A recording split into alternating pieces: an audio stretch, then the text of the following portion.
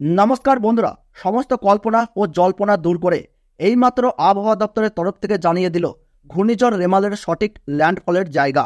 জানিয়ে দিল কখন ল্যান্ডফল করতে চলেছে, ল্যান্ডফলের সময়, ঘন্টায় সর্বোচ্চ গতিবেগ কত থাকবে এবং পশ্চিমবঙ্গ ও বাংলাদেশের মধ্যে কোন কোন উপকূলে সবচেয়ে বেশি ক্ষয়ক্ষতির আশঙ্কা থাকছে। এই ঘূর্ণিঝড়ের ফলে আবহাওয়া দপ্তরের তরফ থেকে রেড অ্যালার্টে কি জানানো হলো। এই ঘূর্ণিঝড়ের ফলে পশ্চিমবঙ্গ এবং বাংলাদেশের কোন কোন জেলায় সবচেয়ে ভারী বৃষ্টিপাত হওয়ার সম্ভাবনা রয়েছে এবং কোন কোন জেলায় কত কিলোমিটার গতিবেগে দমকা ঝোড়ো হাওয়া বইবে, এই নিয়ে এই মুহূর্তে কি আপডেট উঠে আসছে, সমস্ত তথ্যই আপনাদের কাছে আলোচনা করব এই ভিডিওটির মাধ্যমে। তাই আপনারা ভিডিওটি মনোযোগ সহকারে শেষ পর্যন্ত দেখতে থাকুন। ভিডিওটি ভালো লাগলে ছোট্ট একটি লাইক দিয়ে উৎসাহিত করবেন এবং বর্তমানে আপনার এলাকায় কীরকম আবহাওয়া পাচ্ছেন জায়গার নাম উল্লেখ করে কমেন্ট বক্সে জানাবেন। চ্যানেলটিতে নতুন দর্শক হয়ে থাকলে চ্যানেলটি সাবস্ক্রাইব করে পাশে থাকবেন। শক্তি বাড়িয়ে ক্রমশ ধেয়ে আসছে ঘূর্ণিঝড় রেমাল। অতীতের সমস্ত রেকর্ড ভেঙে চুরমার করে নতুন রেকর্ড তৈরিতে প্রস্তুত ঘূর্ণিঝড়টি। বঙ্গোপসাগরে তৈরি নিম্নচাপ ক্রমে স্থলভাগের দিকে এগিয়ে আসছে। আগামীকাল অর্থাৎ শনিবার সকালের মধ্যেই ওই নিম্নচাপ আরও ঘনীভূত হয়ে ঘূর্ণিঝড়ে পরিণত হতে চলেছে। এমনই ভয়ঙ্কর আপডেট দিল আবহাওয়া দপ্তর, যার গতিবেগ হতে পারে প্রতি ঘন্টায় 110 থেকে 130 কিলোমিটারের মধ্যে, যার ফলে ভয়ে জড়সড় বঙ্গবাসী। কাঁচা বাড়ি, গাছপালা, বিদ্যুতের খুঁটি সমস্ত কিছুই লণ্ডভণ্ড করে দেবে ঘূর্ণিঝড় রেমাল, আশঙ্কা করছেন আবহাওয়াবিদরা। আলিপুর আবহাওয়া দপ্তর জানিয়েছে এই মুহূর্তে নিম্নচাপটি মধ্য বঙ্গোপসাগরে অবস্থান করছে। আগামী কয়েক ঘন্টায় এই নিম্নচাপ আরও উত্তর পূর্ব দিকে অগ্রসর হবে। শনিবার সকালে নিম্নচাপ ঘনীভূত হয়ে ঘূর্ণিঝড়ে পরিণত হবে, যার নাম হবে রেমাল। আগামীকাল সন্ধ্যার মধ্যেই এটি প্রবল ঘূর্ণিঝড়ে পরিণত হতে পারে।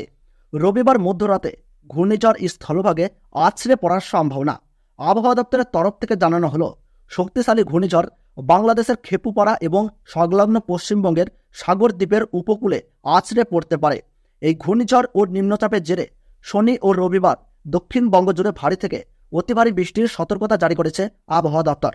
25 মে থেকে 27 মে পর্যন্ত রাজ্যের বহু জেলায় ঝড় বৃষ্টির সতর্কতা জারি করেছে আবহাওয়া দপ্তর। শনি ও রবিবার ভারী বৃষ্টির সতর্কতা রয়েছে দক্ষিণবঙ্গের প্রায় সমস্ত জেলায়। এর মধ্যে উত্তর ও দক্ষিণ 24 পরগনা এবং পূর্ব মেদিনীপুরে জারি রয়েছে হলুদ সতর্কতা। উপকূলের জেলাগুলিতেও বৃষ্টি বাড়বে।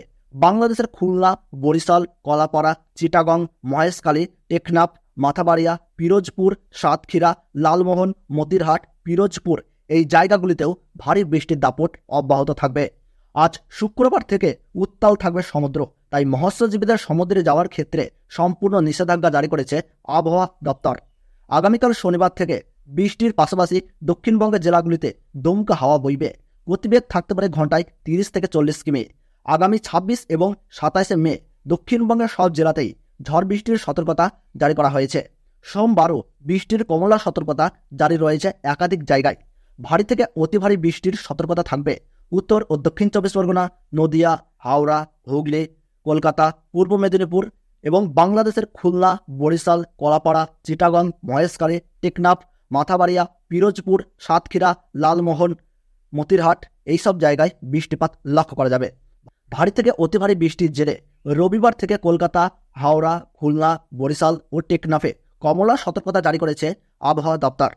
এদিন কলকাতা, পূর্ব মেদিনীপুর এবং হাওড়ায় ঝড়ের গতিবেগ থাকতে পারে ঘন্টায় 70 থেকে 80 কিলোমিটার। উত্তর 24 পরগনায় 80 থেকে 90 কিলোমিটার এবং দক্ষিণ 24 পরগনায় 100 কিলোমিটারেরও বেশি গতিবেগ থাকতে পারে।